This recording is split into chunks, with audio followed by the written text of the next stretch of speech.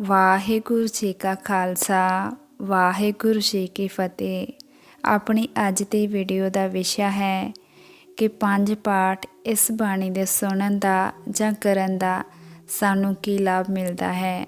ਇਸ ਲਈ ਸਾਰਿਆਂ ਅੱਗੇ ਹੱਥ ਜੋੜ ਕੇ ਬੇਨਤੀ ਹੈ ਕਿ ਵੀਡੀਓ ਨੂੰ ਅੰਤ ਤੱਕ ਜ਼ਰੂਰ ਸੁਣਨਾ। ਇਸ ਬਾਣੀ ਦਾ ਜਾਪ ਕਰਨ ਦੇ ਨਾਲ ਸਾਨੂੰ ਜ਼ਿੰਦਗੀ ਜਿਉਣ ਦਾ ਢੰਗ ਆ ਜਾਂਦਾ ਹੈ ਅਤੇ ਇਸ ਬਾਣੀ ਦਾ ਪਾਠ ਚਾਹੇ ਪੜ੍ਹ ਲਿਆ ਜਾਵੇ ਚਾਹੇ ਸੁਣ ਲਿਆ ਜਾਵੇ, ਦੋਵੇਂ ਹੀ ਹਾਲਾਤਾਂ ਦੇ ਵਿੱਚ ਇਹ ਬਾਣੀ ਸਾਡਾ ਜੀਵਨ ਸਫਲ ਬਣਾਉਂਦੀ ਹੈ ਅਤੇ ਸਾਨੂੰ ਬਹੁਤ ਫਲ ਪ੍ਰਾਪਤ ਹੁੰਦਾ ਹੈ। ਸਾਧ ਸੰਗਤ ਜੀ, ਕਈ ਲੋਕ ਕਹਿ ਦਿੰਦੇ ਨੇ ਕਿ ਅਸੀਂ ਅਨਪੜ੍ਹ ਹਾਂ ਜਾਂ ਘੱਟ ਪੜ੍ਹੇ ਲਿਖੇ ਹੋਣ ਕਾਰਨ ਸਾਨੂੰ ਬਾਣੀ ਦੀ ਸਮਝ ਨਹੀਂ ਪੈਂਦੀ ਜਾਂ ਅਸੀਂ ਬਾਣੀ ਪੜ੍ਹ ਨਹੀਂ ਸਕਦੇ ਕਿ ਸਾਨੂੰ ਸੁਣੀ ਹੋਈ ਬਾਣੀ ਦਾ ਪੂਰਾ ਫਲ ਮਿਲੇਗਾ। ਸਾਧ ਸੰਗਤ ਜੀ, ਉਹ ਕਿਹੜੀ ਬਾਣੀ ਦਾ ਪਾਠ ਹੈ ਅਤੇ ਕਿਸ ਵਿਧੀ ਦੇ ਨਾਲ ਅਸੀਂ ਇਹ ਜਾਪ 5 ਦਿਨ ਲਗਾਤਾਰ ਕਰ ਲੈਂਦੇ ਹਾਂ ਤਾਂ ਸਾਨੂੰ ਇੰਨਾ ਵੱਡਾ ਫਲ ਮਿਲਦਾ ਹੈ। ਇਹ ਸਾਰੇ ਹੀ ਸਵਾਲਾਂ ਦੇ ਜਵਾਬ ਅਸੀਂ ਅੱਜ ਦੀ ਇਸ ਵੀਡੀਓ ਦੇ ਵਿੱਚ ਦੇਵਾਂਗੇ। ਇਸ ਲਈ ਸਾਧ ਸੰਗਤ ਜੀ, ਹੱਥ ਜੋੜ ਕੇ ਬੇਨਤੀ ਹੈ ਕਿ ਵੀਡੀਓ ਨੂੰ ਪੂਰਾ ਅੰਤ ਤੱਕ ਧਿਆਨ ਦੇ ਨਾਲ ਜ਼ਰੂਰ ਸੁਣਿਓ ਜੇ। ਤੇ ਆਓ ਅੱਜ ਦੀ ਇਸ ਵੀਡੀਓ ਨੂੰ ਸ਼ੁਰੂ ਕਰਦੇ ਹਾਂ। ਸਾਧ ਸੰਗਤ ਜੀ, ਧੰਨ ਗੁਰੂ ਨਾਨਕ ਸਾਹਿਬ ਸੱਚੇ ਪਾਤਸ਼ਾਹ ਮਹਾਰਾਜ ਦਾ ਆਪਣਾ ਸਰੂਪ। ਪੰਜਵੇਂ ਨਾਨਕ ਧੰਨ ਗੁਰੂ ਅਰਜਨ ਦੇਵ ਜੀ ਮਹਾਰਾਜ ਸੱਚੇ ਪਾਤਸ਼ਾਹ ਮਹਾਰਾਜ ਜੀ ਨੇ ਬਾਣੀ ਉਚਾਰੀ ਸੁੱਖਾਂ ਦੀ ਮਣੀ ਸੁਖਮਣੀ ਸਾਹਿਬ। ਇਸ ਬਾਣੀ ਦਾ ਮਹਾਤਮ ਸੰਗਤ ਜੀ ਇੱਕ ਜੀਪਾ ਦੇ ਨਾਲ, ਇੱਕ ਰਸਨਾ ਦੇ ਨਾਲ ਨਹੀਂ ਕੀਤਾ ਜਾ ਸਕਦਾ। ਇਹ ਬਾਣੀ ਦੀ ਮਹਿਮਾ ਕੀਤੀ ਨਹੀਂ ਜਾ ਸਕਦੀ। ਐਸੀ ਮਿਹਰ ਸਤਿਗੁਰੂ ਜੀ ਨੇ ਜਗਤ ਦੇ ਜੀਵਾਂ ਦੇ ਉੱਤੇ ਕੀਤੀ ਹੈ। ਜਦੋਂ ਇਸ ਬਾਣੀ ਦਾ ਮਹਾਰਾਜ ਜੀ ਨੇ ਉਚਾਰਨ ਕਰਨਾ ਸੀ, ਰਚਨਾ ਕਰਨੀ ਸੀ, ਦੀਨ ਦੁਨੀ ਦੇ ਮਾਲਿਕ ਕਿੰਨੇ ਦਿਨ ਅੰਤਰ ਧਿਆਨ ਬੈਠੇ ਰਹੇ। ਸੋਚਦੇ ਨੇ ਭਾਈ ਸਾਹਿਬ, ਭਾਈ ਗੁਰਦਾਸ ਜੀ ਕਹਿੰਦੇ ਹਨ, ਮਹਾਰਾਜ ਜੀ ਕੀ ਗੱਲ ਹੈ, ਤੁਸੀਂ ਚੁੱਪਚਾਪ ਹੋ ਕੇ ਕਿਉਂ ਬੈਠੇ ਹੋ? ਕੋਈ ਬਚਨ ਕਿਉਂ ਨਹੀਂ ਕਰਦੇ? ਕੋਈ ਬਾਣੀ ਉਚਾਰ ਰਹੇ ਹੋ? ਉਸ ਵੇਲੇ ਸਤਿਗੁਰੂ ਜੀ ਬਚਨ ਕੀਤਾ ਕਿ ਆਉਣ ਵਾਲਾ ਕਲਯੁਗ ਦਾ ਸਮਾਂ, ਲੋਕਾਂ ਕੋਲੋਂ ਟਾਈਮ ਨਹੀਂ ਹੋਵੇਗਾ। ਲੋਕੀ ਆਪਣੇ ਪਰਿਵਾਰ ਦੇ ਝਮੇਲਿਆਂ ਦੇ ਵਿੱਚ ਫਸ ਜਾਣਗੇ, ਘਰ ਪਰਿਵਾਰਾਂ ਦੇ ਵਿੱਚ ਫਸ ਜਾਣਗੇ। ਪਰਮੇਸ਼ਰ ਦਾ ਨਾਮ ਲੈਣ ਜੋਗਾ ਵੀ ਸਮਾਂ ਇਹਨਾਂ ਦੇ ਕੋਲ ਨਹੀਂ ਰਹੇਗਾ। ਇਹ ਵਕਾਰਾਂ ਦੀ ਸੰਗਤ ਵਿੱਚ ਰਹਿਣਗੇ, ਵਕਾਰਾਂ ਵਿੱਚ ਹੀ ਰਹਿਣਗੇ। ਅਸੀਂ ਚਾਹੁੰਦੇ ਹਾਂ ਇਹਨਾਂ ਜੀਵਾਂ ਦਾ ਉਧਾਰ ਹੋ ਜਾਵੇ, ਜੀਵਾਂ ਦਾ ਭਲਾ ਹੋ ਜਾਵੇ। ਅਸੀਂ ਕੋਈ ਇਹੋ ਜਿਹੀ ਬਾਣੀ ਪਰਮੇਸ਼ਰ ਦੇ ਦਰੋਂ ਲਿਆਉਣੀ ਚਾਹੁੰਦੇ ਹਾਂ ਜਿਸ ਬਾਣੀ ਨੂੰ ਇੱਕ ਵਾਰ ਪੜ੍ਹਿਆ ਉਹ ਮਨੁੱਖ ਨੂੰ ਜਿਹੜਾ ਪ੍ਰਾਪਤ ਹੋ ਸਕੇ। ਸਤਿਗੁਰ ਸੱਚੇ ਪਾਤਸ਼ਾਹ ਮਹਾਰਾਜ ਜੀ ਨੇ ਉਸ ਵੇਲੇ ਸੁਖਮਨੀ ਸਾਹਿਬ ਜੀ ਦੀ ਬਾਣੀ ਰਚੀ। ਸਾਧ ਸੰਗਤ ਜੀ, ਇਸ ਬਾਣੀ ਦਾ ਮਹਾਤਮ ਹੈ ਕਿ ਇਸ ਬਾਣੀ ਦੇ ਵਿੱਚ 24 ਅਸ਼ਟਪਦੀਆਂ ਨੇ। ਬੰਦਾ ਦਿਨ ਦੇ ਵਿੱਚ 24,000 ਸਵਾਸ ਲੈਂਦਾ ਹੈ ਤੇ 24 ਘੜੀਆਂ ਨੇ, 24 ਘੰਟੇ ਨੇ। ਇਹਨਾਂ 24 ਘੰਟਿਆਂ ਦੇ ਹਿਸਾਬ ਦੇ ਨਾਲ ਸਤਿਗੁਰ ਸੱਚੇ ਪਾਤਸ਼ਾਹ ਮਹਾਰਾਜ ਨੇ ਬਾਣੀ ਦਾ ਰਚਨ ਕੀਤਾ ਹੈ। ਕੁਝ ਸਮਾਂ ਸ਼ਬਦ ਨੇ ਸ਼੍ਰੀ ਸੁਖਮਨੀ ਸਾਹਿਬ ਜੀ ਦੇ 24 ਅਸ਼ਟਪਦੀਆਂ ਨੇ। ਤੇ ਜਿਹੜਾ ਕੋਈ ਪੁਰਾਣੀ ਦਿਨ ਦੇ ਵਿੱਚ ਇਸ ਬਾਣੀ ਦਾ ਜਾਪ ਕਰਦਾ ਹੈ, ਉਹਦਾ 24 ਘੰਟਿਆਂ ਭਾਵ ਇੱਕ ਦਿਨ 8 ਪਹਿਰ ਸਫਲੇ ਨੇ। ਜਿਹੜਾ ਕੋਈ ਇਸ ਬਾਣੀ ਦਾ ਅਭਿਆਸ ਕਰਦਾ ਹੈ, ਨਾਮ ਬਾਣੀ ਦੇ ਨਾਲ ਨਾਲ, ਨਿਤਨੇਮ ਦੇ ਨਾਲ ਨਾਲ ਕੋਈ ਇਸ ਬਾਣੀ ਦਾ ਜਾਪ ਕਰਦਾ ਹੈ, ਸਤਿਗੁਰ ਸੱਚੇ ਪਾਤਸ਼ਾਹ ਜੀ ਕਹਿੰਦੇ ਹਨ ਕਿ ਫਿਰ ਉਹ ਭਾਵੇਂ ਸਾਰਾ ਦਿਨ ਰਜੇਵਿਆਂ ਦੇ ਵਿੱਚ ਰਵੇ, ਉਹਦਾ ਦਿਨ ਸਫਲ ਰਹੇਗਾ।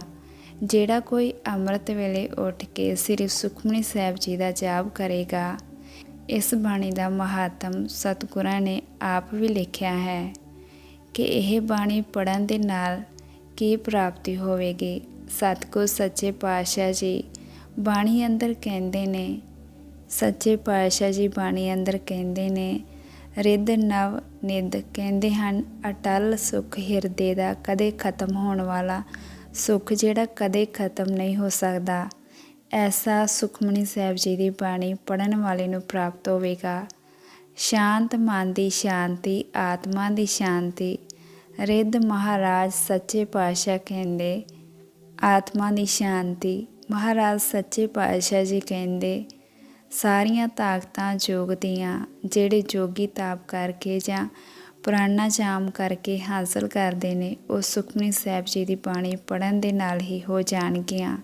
ਨਵਨਿਧ ਤੇ ਸੰਸਾਰ ਦੇ ਸਾਰੇ ਜਗਤ ਵਿੱਚ ਜੋ ਖਜ਼ਾਨੇ ਮੰਨੇ ਗਏ ਨੇ 9 ਦੇ 9 ਖਜ਼ਾਨੇ ਉਸ ਗੁਰਸਿੱਖ ਕੋਲੋਂ ਆਉਣਗੇ ਜਿਹੜਾ ਸ੍ਰੀ ਸੁਖਮਨੀ ਸਾਹਿਬ ਜੀ ਦਾ ਅਭਿਆਸੀ ਹੋਵੇਗਾ। ਮਹਾਰਾਜ ਕਹਿੰਦੇ ਕਿ ਬੁੱਧ ਉਹਦਾ ਜਿਹੜੀ ਬੁੱਧੀ ਹੈ, ਅਕਾਲ ਹੈ, ਜਿਹੜੀ ਬੁੱਧ ਹੈ, ਅਕਲ ਹੈ, ਉਹ ਸ੍ਰਿਸ਼ਟ ਪੈਦਾ ਹੋ ਜਾਵੇਗੀ। ਪਰਮੇਸ਼ਵਰ ਦੇ ਨਾਲ ਜੁੜਨ ਵਾਲੀ ਗਿਆਨ ਮਹਾਰਾਜ ਜੀ ਕਹਿੰਦੇ ਪਰਮੇਸ਼ਵਰ ਦੇ ਨਾਲ ਜੁੜਨ ਵਾਲੀ ਗਿਆਨ ਮਹਾਰਾਜ ਕਹਿੰਦੇ ਹਨ ਕਿ ਫਿਰ ਉਸ ਬੁੱਧ ਦੇ ਸ੍ਰਿਸ਼ਟ ਗਿਆਨ, ਉੱਤਮ ਗਿਆਨ ਪਰਮੇਸ਼ਰ ਦਾ ਪੈਦਾ ਹੋਵੇਗਾ। ਸਰਬ ਤੈ ਸਿੱਧ ਮਹਾਰਾਜ ਸੱਚੇ ਪਾਤਸ਼ਾਹ ਜੀ ਕਹਿੰਦੇ ਕਿ ਜਿਹੜੀਆਂ ਸਾਰੀਆਂ ਹੀ ਕਰਾਮਾਤਾਂ ਨੇ ਹਰ ਇੱਕ ਪ੍ਰਕਾਰ ਦੀ ਹਵਾ ਬਣ ਜਾਣਾ, ਅੰਸ਼ ਬਣ ਜਾਣਾ, ਹਵਾ ਵਿੱਚ ਉੱਡ ਜਾਣਾ, ਖੜੇ ਖਲੋਤੇ ਗੁਪਤ ਹੋ ਜਾਣਾ, ਕਿਸੇ ਨੂੰ ਸੁੱਖ ਦੇਣਾ, ਕਿਸੇ ਨੂੰ ਦੁੱਖ ਦੇ ਦੇਣਾ, ਸਾਰੀਆਂ ਕਰਾਮਾਤਾਂ ਹੋਇਆ ਕਰਦੀਆਂ। ਮਹਾਰਾਜ ਕਹਿੰਦੇ ਕਿ ਜਿਹੜਾ ਸੁਖਮਨੀ ਸਾਹਿਬ ਜੀ ਦਾ ਅਭਿਆਸੀ ਹੋਵੇਗਾ ਉਹਨੂੰ ਇਹ ਪ੍ਰਾਪਤ ਹੋ ਜਾਣਗੀਆਂ। ਭਗਤੀ ਦੀਨ ਦੁਨੀ ਦੇ ਮਾਲਕ ਅੱਗੇ ਫਰਮਾਉਂਦੇ ਹਨ ਕਿ ਵਿਦਿਆ ਮਹਾਰਾਜ ਕਹਿੰਦੇ ਹਨ ਕਿ ਸਾਰੇ ਸੰਸਾਰ ਦੀ ਵਿਦਿਆ ਚਾਹੇ ਉਹ ਸੰਸਾਰੀ ਹੋਵੇ ਜਾਂ ਪਰਮੇਸ਼ਰ ਵਾਲੀ ਹੋਵੇ। ਮਹਾਰਾਜ ਕਹਿੰਦੇ ਹਨ ਤਪ ਕਰਕੇ ਕਈ ਵੱਡੇ ਤਪ ਕਰਕੇ ਧੂਣੀਆਂ ਦੇ ਵਿੱਚ ਫਲ ਪਾਉਂਦੇ ਨੇ। ਗੁਰਸਿੱਖ ਸੁਖਮਨੀ ਸਾਹਿਬ ਜੀ ਦੀ ਬਾਣੀ ਪੜ੍ਹ ਕੇ ਤਾਪ ਦਾ ਫਲ ਹਾਸਲ ਕਰ ਸਕਦਾ ਹੈ। ਮਹਾਰਾਜ ਜੀ ਕਹਿੰਦੇ ਹਨ ਕਿ ਜੋਗੀ ਪਹਾੜੀਆਂ ਦੇ ਵਿੱਚ ਜਾ ਕੇ ਯੋਗ ਸਾਧਨਾ ਕਰਦੇ ਗੁਰਸਿੱਖ ਸੁਖਮਨੀ ਸਾਹਿਬ ਜੀ ਦਾ ਅਭਿਆਸੀ ਹੋਵੇ ਇਹਨੂੰ ਯੋਗ ਦੀ ਸਾਧਨਾ ਦੀ ਪ੍ਰਾਪਤੀ ਹੋ ਸਕਦੀ ਹੈ।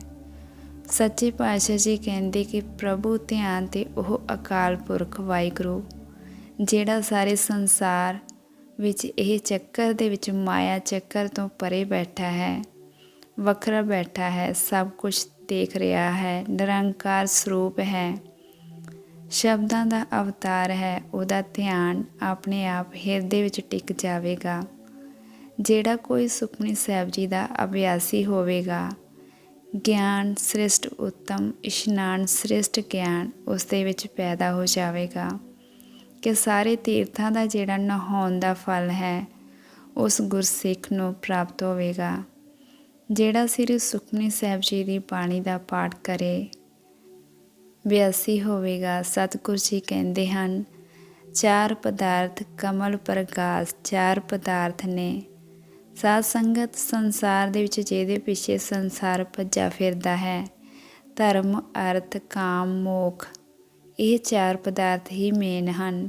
ਮਹਾਰਾਜ ਜੀ ਕਹਿੰਦੇ ਹਨ ਕਿ 4 ਪਦਾਰਥ ਸੁੱਤੇ ਸਿੱਧ ਮਿਲ ਜਾਣਗੇ ਤੇ ਕਮਲ ਪ੍ਰਗਾਸ ਜਿਹੜਾ ਹਿਰਦੇ ਦੇ ਵਿੱਚ ਟੇਢਾ ਹੋਇਆ ਕਮਲ ਹੈ ਜਿਹਦੇ ਕਰਕੇ ਅੰਮ੍ਰਿਤ ਦੀ ਧਾਰਾ ਪਰਮੇਸ਼ਰ ਦੇ ਨਾਮ ਦੀ ਧਾਰਾ ਪਰਮੇਸ਼ਰ ਦਾ ਚੱਲ ਰਿਹਾ ਹੈ। ਨਾਮ ਜਿਹੜਾ ਹਿਰਦੇ ਦੇ ਵਿੱਚ ਸੁਣਾਈ ਦੇ ਰਿਹਾ ਹੈ ਉਹ ਜਦੋਂ ਕਮਲ ਸਿੱਧਾ ਹੋ ਜਾਵੇਗਾ ਉਹਦੇ ਵਿੱਚ ਉਹ ਰਸਨਾ ਸ਼ੁਰੂ ਹੋਵੇਗੀ ਤੇ ਸਾਨੂੰ ਉਸ ਨਾਮ ਦਾ ਆਨੰਦ ਉਸ ਨਾਮ ਦੀ ਮਹਿਕ ਜਿਹੜੀ ਹਿਰਦੇ ਦੇ ਵਿੱਚ ਖਿਲ ਜਾਵੇਗੀ ਉਹ ਸਿੱਧਾ ਹੋ ਜਾਵੇਗਾ।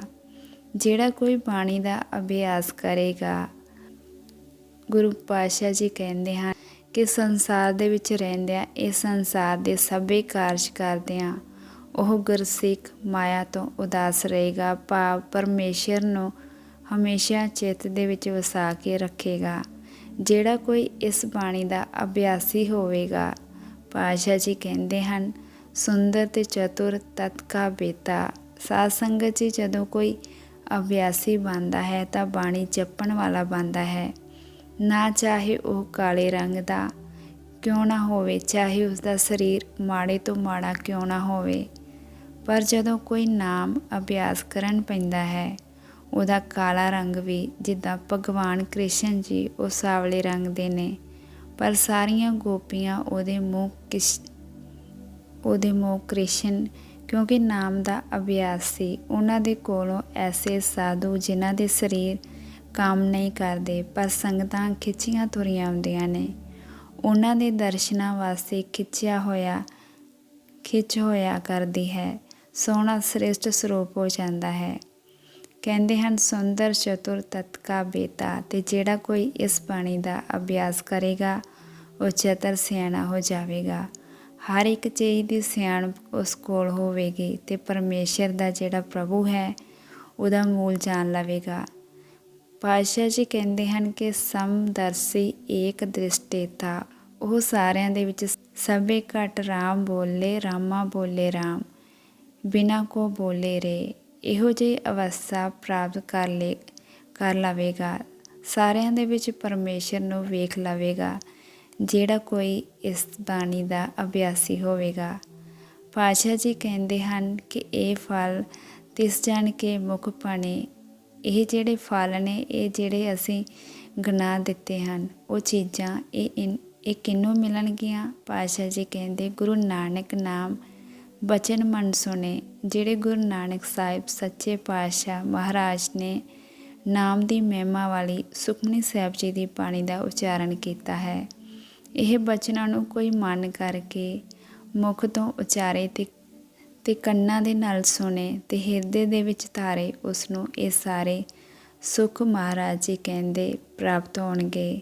ਸੁਖਮਨੀ ਸਾਹਿਬ ਜੀ ਦੀ ਬਾਣੀ ਨੇ ਸੁਖ ਖਾਲਸਾ ਜੀ ਸਤਿਗੁਰ ਸੱਚੇ ਪਾਤਸ਼ਾਹ ਮਹਾਰਾਜ ਨੇ ਕਲਯੁਗ ਦੇ ਉਧਾਰ ਵਾਸਤੇ ਸ੍ਰੀ ਸੁਖਮਨੀ ਸਾਹਿਬ ਜੀ ਦੀ ਬਾਣੀ ਨੂੰ ਪ੍ਰਗਟ ਕੀਤਾ ਹੈ।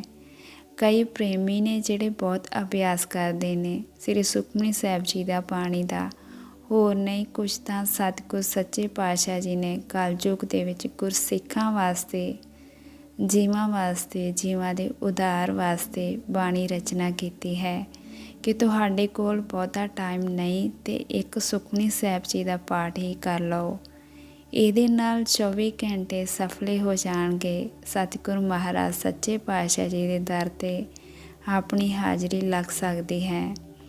ਸਾਧ ਸੰਗਤ ਜੀ, ਜਿਹੜਾ ਮਨੁੱਖ ਰੋਜ਼ਾਨਾ ਪਰਮੇਸ਼ਰ ਦੇ ਘਰ ਹਾਜ਼ਰੀ ਲਗਵਾਉਂਦਾ ਹੈ, ਸੁਰਤੀ ਬੇਨਤੀ ਕਰਕੇ ਉਸ ਨੂੰ ਪਰਮੇਸ਼ਰ ਅੰਤ ਵੇਲੇ ਉਹਦੇ ਸਾਰੇ ਪਾਪਾਂ ਨੂੰ ਬਖਸ਼ ਕੇ ਆਪਣੇ ਕੋਲ ਜ਼ਰੂਰ ਥਾਂ ਦਿੰਦਾ ਹੈ। ਅਸੀਂ ਕੰਮ 'ਤੇ ਰੋਜ਼ ਜਾਂਦੇ ਹਾਂ, ਜੇ ਸਾਡੀ ਉੱਥੇ ਰੋਜ਼ ਹਾਜ਼ਰੀ ਲੱਗਦੀ ਹੈ ਤੇ ਸਾਡੀ ਤਨਖਾਹ ਬਣੇਗੀ।